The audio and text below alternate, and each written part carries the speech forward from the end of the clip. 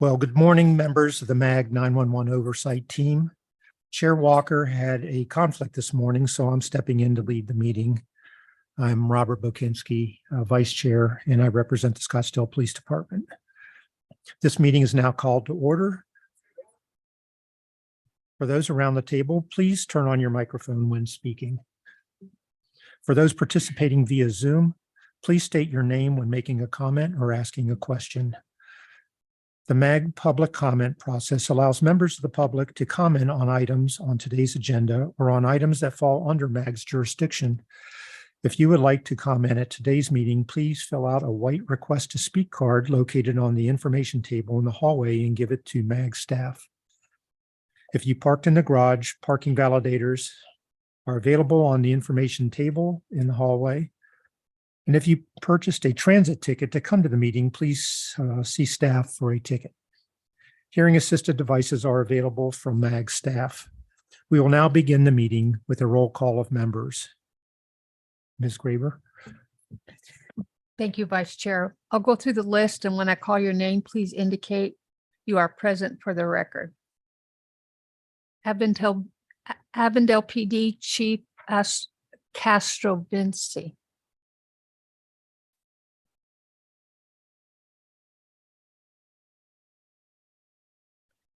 Avondale PD Chief Perry Castro Vinci.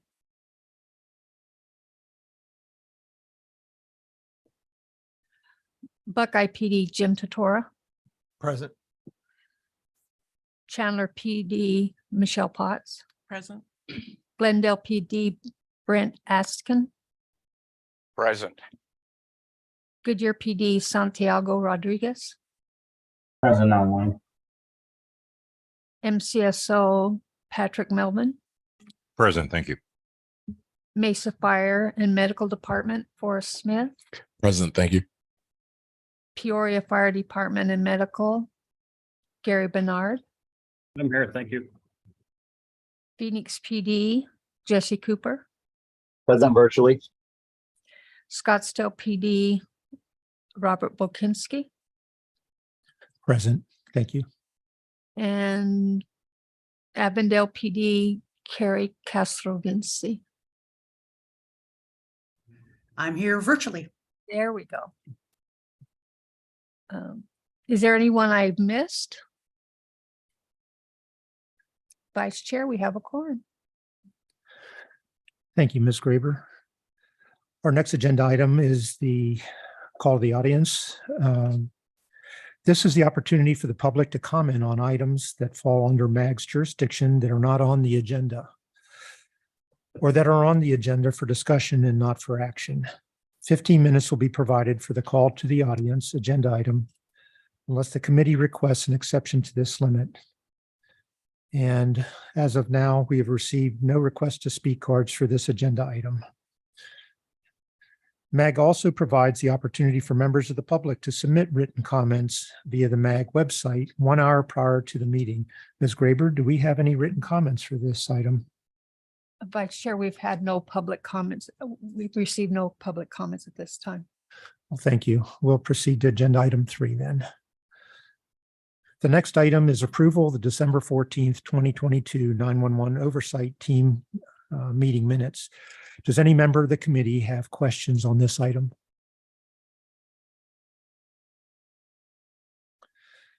Hearing none.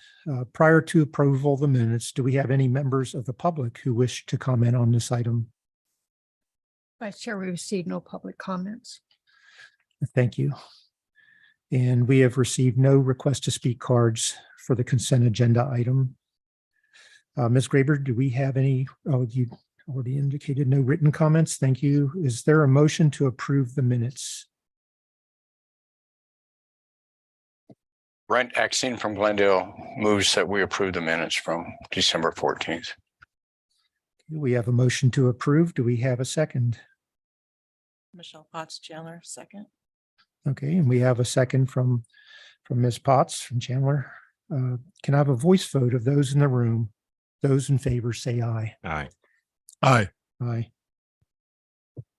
Those opposed say nay. Okay, Ms. Graber, can you please take a roll call of the members participating virtually?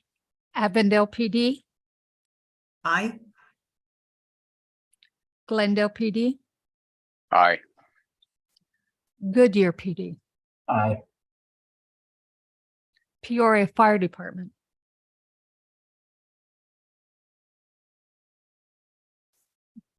Peoria Fire Department, Gary Bernard, Hi, sorry about that. I was on one of the calls. What's the vote? for the minutes, approval of the minutes. Approved. Thank you. Jesse Cooper, Phoenix PD. Approve. It appears that the motion has passed. Is there anyone I've missed? The motion passes. Okay, thank you, Ms. Graber. Motion has passed. We'll then proceed to agenda item number 4, Administrator Report. Ms. Graber, our 911 administrator, will provide this report. Thank you.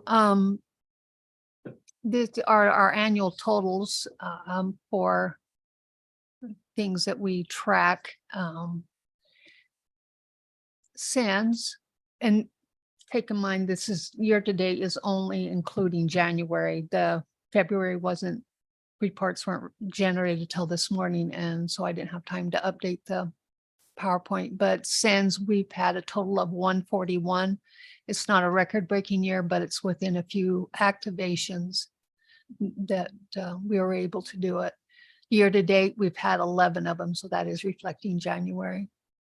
Text to 911, our monthly average is for 2023 was 1,009. Oh, I'm sorry. Yeah, for 2023, it's 192, which year to date is 192. Previous year, like we've done every year, it's had substantial growth. It was 11,430, and that is a record. Again, we bust every year. So as the more texting, it becomes more, the public becomes more comfortable with it, and along with the alarm companies using it to notify agencies of different types of alarm, that grows as well. Our annual PSAP security checklist, we send out a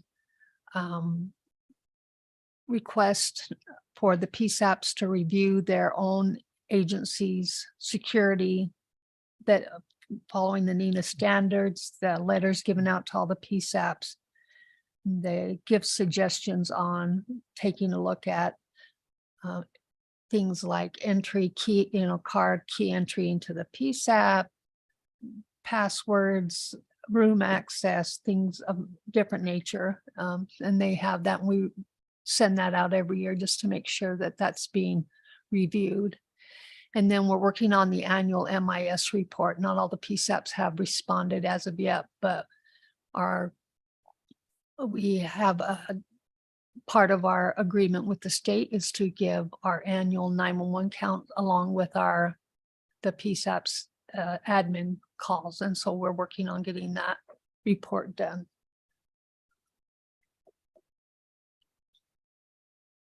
And that, I'm sorry, and that's all I have, unless there's any questions. Okay, thank you, Ms. Graber. Are there any questions or comments from the membership? Okay, hearing none, we'll proceed to agenda item number 5, which is our PSAP report. So this will be a report on the activities of the MAG PSAP Managers Group. MAG PSAP Managers Group Chair Brittany Brunet will provide the report. And do we have her on the call? Where is she? Okay. I believe that Brittany is busy, but Karen Sutherland can provide that report. Yeah, Karen, I am busy. So if you could do that, that would be great. Thank you. Okay, thank you, Ms. Sutherland. You may proceed. Okay, just a couple of things for an update. The budget working group has received budget information and we're reviewing that, and we'll provide a report as soon as we can on that. And then just 2 pieces of information to bring to your attention. One is the statewide career fair that PSAT managers are working on in Arizona. We have a staffing crisis, as I'm sure all of you are aware, in Arizona dispatch centers. So on April 15th from 10 a.m. to 2 p.m., we are collaborating as state agencies within the state at 12 locations around the state to try to bring awareness of this as a career and to help us get ahead of this staffing crisis. So Maricopa County is being hosted at Mesa Community College for East Valley, Glendale Community College on the west side, and almost every agency in Maricopa is participating. So we're hoping for your support and assistance with social media posts and advertising for this important event. We're also hosting a golf outing to sponsor dispatcher training in Arizona. Because we take in the lowest excise tax for cell phones in the nation, there isn't enough money to spread around for training our dispatchers. Our goal is that 911 callers anywhere in the state will receive exemplary service, and we're asking for support from our local agencies for that as well. It's going to be held Thursday, April 6th at Papago Golf Course.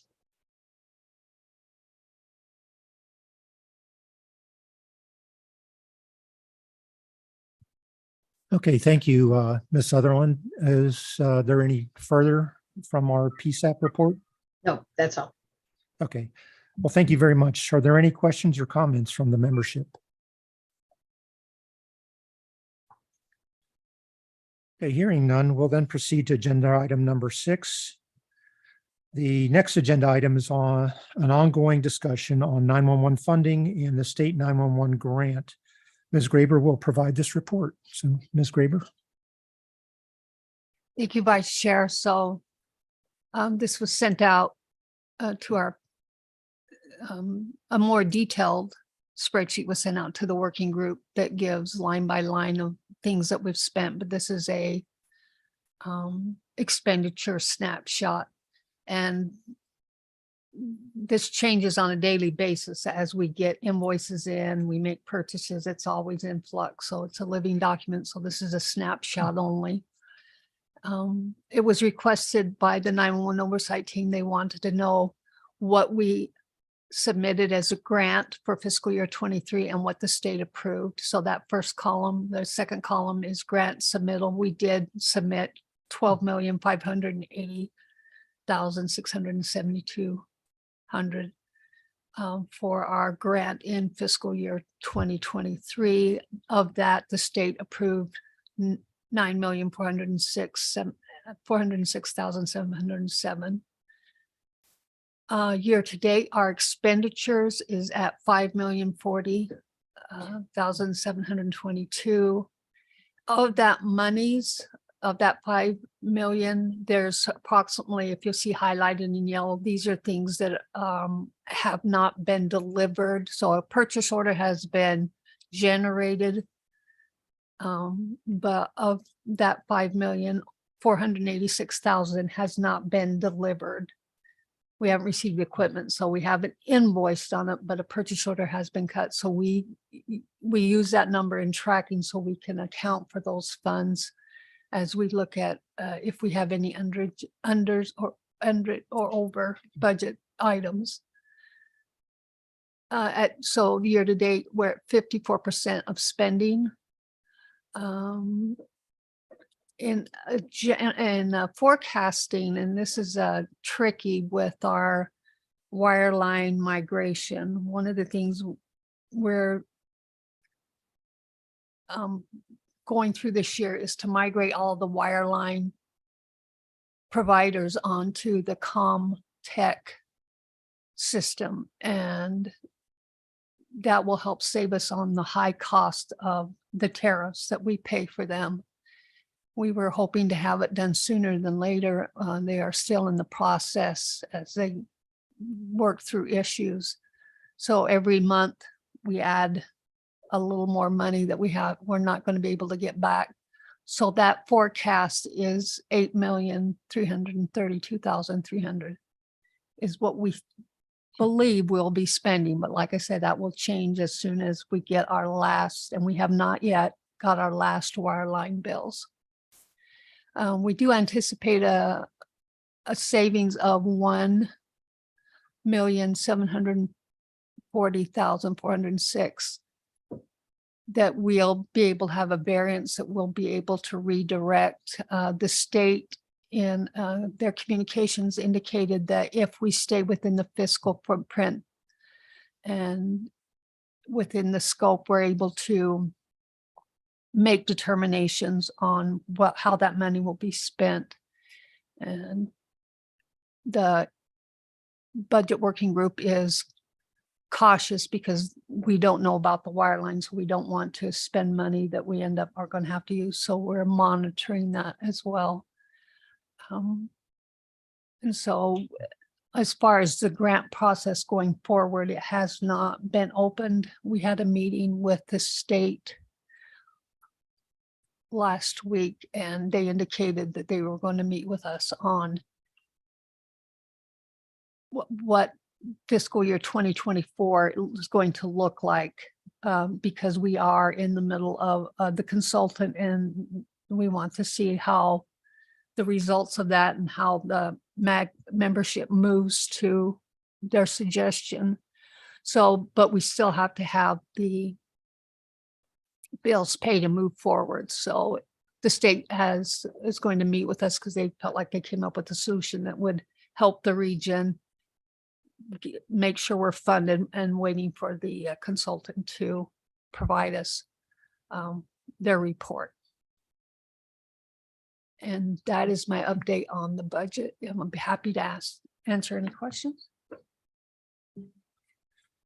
Well, thank you, Ms. Graver. So are there any questions or comments from the membership?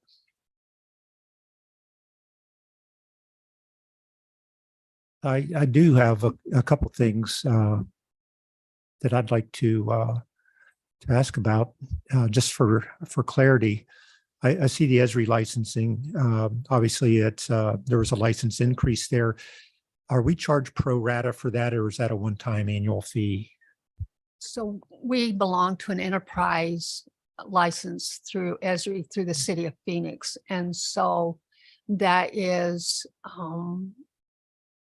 that number is prorated every year according to what our use of the enterprise license is. And we had only budgeted 50,000 and it came up to 60, as you can see, 65,588,662. So moving forward, we have adjusted our fiscal year 2024 budget to 67,000 to make sure that we meet that cost. But that was 132% more than we had, or it was more than by 32% more than what we had budgeted for. Okay, no, outstanding. That's you answered my next question as well.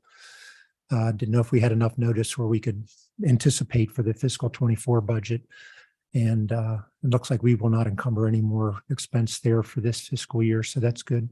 So I appreciate that. And the other question I had, I believe you answered in your presentation, that being, are we going to account or somehow have a fiscal provision for any recommendations, the implementation of any recommendations that our consultant may have? And I believe you've answered that sufficiently. And Vice Chair, I believe I have the adjustments to the fiscal year 2024. There, I did. Grant adjustments. So with Wickenburg and Gilbert leaving the region, we have removed, and those are the costs involved with their projects. They were fiscal year 2024 projects. We have removed $1,554,646 from the budget. We originally had approved through the MAG process $9,245,638. The adjustments that we've needed to do with getting fresh quotes on projects, Peoria, you can see, was part of that. We originally had 532,000. Their new cost came in 811,349. So we had to make an adjustment of 279, 346 and 45 cents. Phoenix PD, as you recall, we have split their costs for buying equipment this year with an installation scheduled for fiscal year 2024. And so of the services and technical training and everything, implementation, we have an adjustment of 1,123,811 that we had to add to the budget. And then our Esri licensing adjustment is 67,000. So we've added 1,420,161. And that actually has brought our new request below what we had before to 9,111,153. That. So that's been a positive thing that we. So hopefully with these numbers that we'll meet with the state, and this will be something they will be able to provide us. Thank you very much. Mr. Vice Chair, I have a question. Patrick Melvin, MCSO. Yes, In the budget, it was mentioned that Gilbert and Wickenburg have pulled out or in the midst of pulling out. Two questions. Number one, can you give us some insight on that and the reasons why? And then number two, is that going to affect the rest of the group or the outstanding budget issues that we are experiencing now? Vice Chair and Chief Melvin, couldn't go into detail. Gilbert and Wickenburg would have to address why they had their decisions. I know their city managers notified MAG that they wanted to go directly with the state and not be part of the region. And so by that alone, they are no longer part of the budget. So they're not required to turn in anything, be part of the budget process. So we extract them from our budget. Now, whether that impacts our overall cost with the state, if that impacts the percentage we get or anything, we'll have to determine that with the state.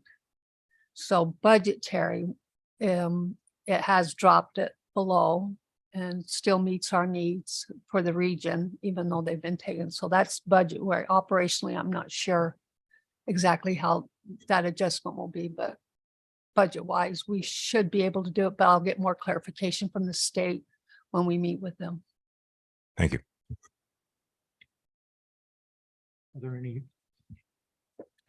are there any further questions from the membership? Okay, thank you, Mr. Melvin. And we'll now proceed to agenda item number 7. This item is a discussion on supplemental technology. Ms. Graber and Michelle Potts will lead this discussion. In the last 911 oversight, it was asked by this committee that we take back the requests for the, I'm sorry, wrong agenda item. In the last, we discussed the supplemental technology and how that is set up.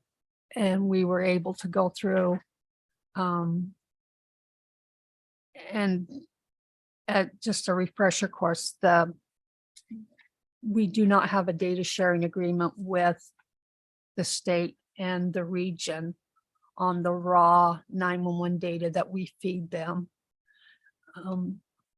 The state has purchased a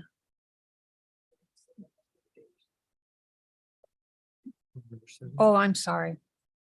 I am on the right one. Thank you, Michelle. I apologize. Supplemental. So there was a request from this group for us to go back to the PSAP managers working group of emerging technology, and we are set to have a meeting next week. We have sent out emails to those agencies that are participating on that, and they will give them the task along with a couple of other things for them to look at on seeing what the options are or how they want to handle supplemental technology. If there's a possibility, we can look at more than one vendor or only one vendor is our choice, how they want to go with that. So I'll give a report on that next time we meet, but that's what where we stand right now is the PSAP is going to meet, PSAP working group's going to meet and talk about it. Thank you. Ms. Potts, do you have anything to add to our supplemental technology report? No, I have nothing to add. Thank you. Okay.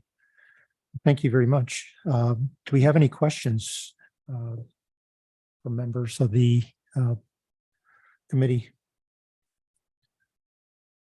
Hey, hearing none, let's move on to agenda item number 8. And we'll allow you to continue your report, Ms. Graber. So this is a report on a legal agreement with the state. And again, Ms. Graber will lead this discussion. So I feel like I gave half this report already. Okay. So the data sharing agreement has been a question, an ongoing question since the state purchased a MIS data analytic tool to help look at how 911 traffic is being handled in the state as a whole. We had reached out to him since it comes out through our networks, through the regional networks that hook to them about having a data sharing agreement. After discussions with the MAG legal team and the state legal team, state felt like it wasn't necessary for the that they felt like they didn't need a data sharing agreement. There are 2 clauses in the grant contract that the city of Phoenix has with the state on providing monies from the grant, and in there they request that data sharing, that a requirement of having the grant monies is to give access to data sharing. So that's kind of where we have left it off.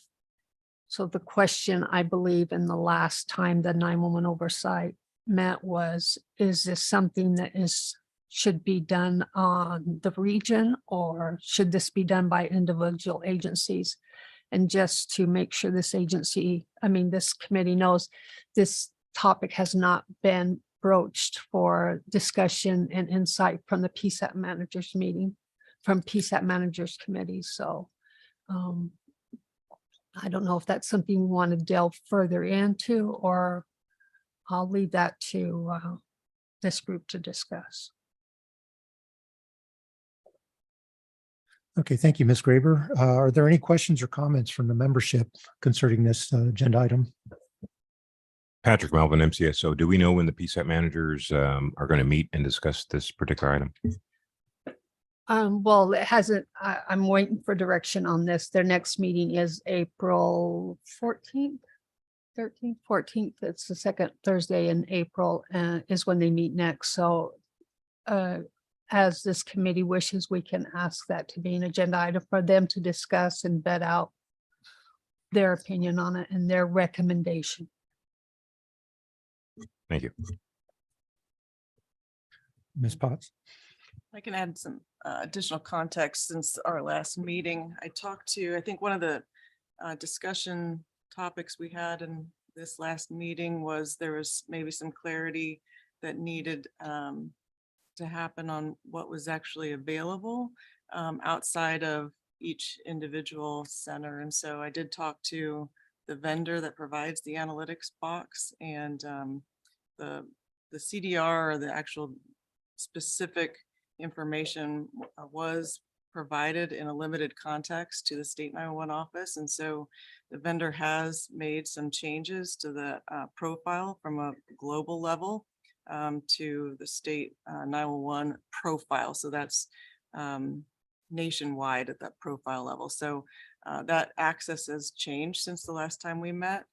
So there is some limited access on that. So the agreement does say that in order to be funded, we have to provide that information. But I think the difference is it doesn't say that we can't have some guidelines on what's provided. So I think the ask in this conversation was, simply when is the data going to be released? So I think my ask would be that maybe the PSAP managers, whether in the governance working group, maybe come up with some kind of guidelines on when we're going to be releasing data. So my recommendation would be to kick it to the PSAP managers, maybe in the governance working group, to maybe put an ask out there on when we're going to release agency specific data outside of the confines of our own specific agencies. That would be the ask that I would have. Thank you. Any other discussion or comments? Okay, thank you. Is there anything we need to do formally to address Patrick Melvin's and Michelle Potts' questions or asks on this matter?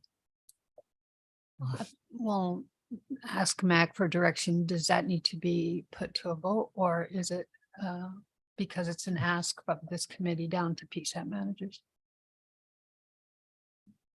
Mr. Chairman, members of the committee, this was on for information and discussion, so no proposed action taken from this committee today, although I think we can take some of this direction and work accordingly. Thank you. No action. Okay, thank you. With no action required, we'll move to our next agenda item. This item is an update on the activities of the 911 Study Committee. MAG Policy and Government Relations Director Nathan Pryor and MAG Information Technology Director Audrey Skidmore will provide this update. The time is yours. Thank you, Vice Chairman, members of the committee. We did at our last meeting have an update from the consultant, just going over the process. The most important piece that I think for you coming out of it is that you will be contacted probably in the next week to try to schedule the interviews with federal engineering. One of the things that was covered was, of course, there's a desire to get this done as quickly as possible. And so we're asking everyone to be flexible in scheduling those interviews so that we can get that process complete. So they will be interviewing the PSAP manager, the 911 Oversight Committee member or equivalent, and the city manager or their designee to get a real breadth of vision on how the 911 system should operate and what's important to the communities and to the different levels of the organizations. And so that's the next phase. And of course, we'll come in and give you updates as that moves through the process. Did you have anything else, Nathan? That concludes my update. Thank you, Ms. Skidmore. Are there any questions or comments from the membership? Patrick Melvin, MCSO. I'm sorry, Audrey, did you mention the dates that's going to happen? I am giving them the contact information this week, and they will be contacting you either later this week or next week to start trying to schedule that. They're hoping to get those interviews done the first 2 weeks, maybe a little over of March. Okay, thank you. Thank you. Do we know if those meetings will be in person, virtually, or in written form? They have two representatives, sorry, Vice Chairman, members of the committee. They have two representatives in Arizona who are planning to have those meetings in person unless for some reason you prefer not to. So that is their preference. They want to sit down and have a discussion. Okay. And individual meetings, so that they're focused on each individual person's direction. Okay. Thank you very much. With if we have no further questions or comments. Mr. Chairman, if I could, Yeah. just for the benefit of the committee and those listening online, the study committee co-chairs Chris Brady from Manager City Mesa and Kevin Phelps, City Manager of Glendale, at the most recent study committee meeting did request that an update be provided to the MAG Management Committee. So we are planning for that next week. It's an agenda item. Audrey will be giving kind of the rundown of the consultant selection progress, the timeline. So just being informative, not only with this committee and PSAP managers, but also the city managers as well. So just for the benefit of the group. Well, thank you. And in the form of a compliment, it's good to see them moving with haste, I'll call it, but not reckless. So thank you very much for that. So we'll proceed to our next agenda item, number 10. And this is information concerning the expiration of the committee chair and vice chair appointments. And Ms. Graber will provide this report. Thank you. So in accordance with the MAG committee operation policies and procedures, the chair position is a 2-year assignment and the vice chair position as well. The end of June is when our current chair, Scott Walker from Phoenix Fire, will be vacated, and through the policies, Vice Chair Volkinski will move up to the chair. This leaves a vacancy in the vice chair position. We're asking that those agencies interested in filling that vice chair to have a letter written sent to Chantel, and you've received a letter with all these details in it. For that, your interest needs to be addressed to Mayor Kenneth Weiss with he's the MAG Regional Council Chair. It can come from your town or city manager, or it can come from your supervisor with a copy, a CC to your town or city manager. So they're in the loop on this, and they're looking to have those by May 1st.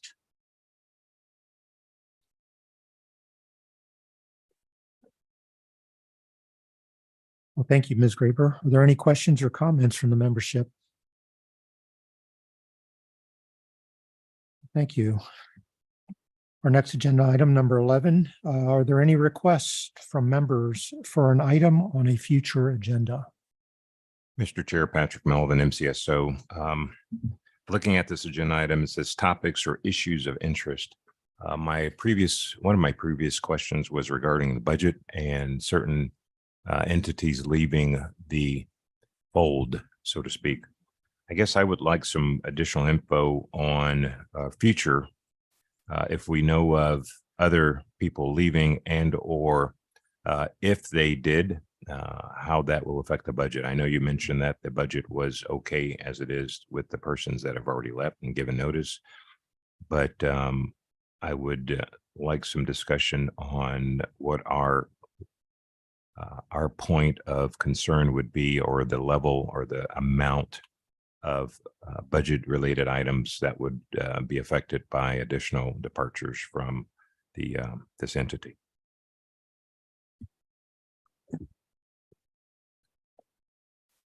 Okay, thank you, Mr. Melvin. Do we have any more questions or comments? We have one request for an added budget item.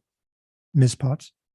I think just to tag on to that, are there conversations similar to this on the operational impact as well? So if there are agencies that are leaving, what the operational impact, for example, if Gilbert is leaving, Chandler is an adjacent agency, what are those operational impacts that are going to happen when that happens? Is that something that should be PSAT managers or something that'll happen here? I don't know where the best place to have that conversation is going to be. So, the first thing that comes to mind is SENS, reverse 911, some of the things that are on the mapping system. That is another, the 911 visibility that we have regionally. The emergency broadcasting comes to mind, all of these things that we work as a region. How is that going to impact our users? And then also our interoperability. So are we having those conversations? Where should those conversations be happening? And should we be planning for that if the study committee is not going to be done until July or August? What's the timeline? And then how are we going to solve these problems? Are there going to be financial implications to solving these problems? I can just see the snowballing very quickly. So maybe we should be having that conversation on who should be solving these problems as well. Thank you. Very good point. That would be my my concern would be the operational impacts, and I think you covered those quite well. So thank you, Ms. Potts. Any other comments or discussions or requests for future agenda items? Okay, thank you. Hearing none. Agenda item 12, or we'll ask, are there any comments or announcements from the membership?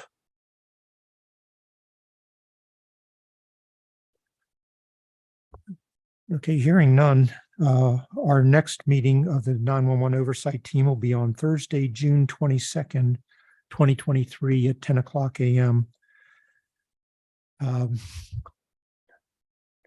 have a motion for adjournment.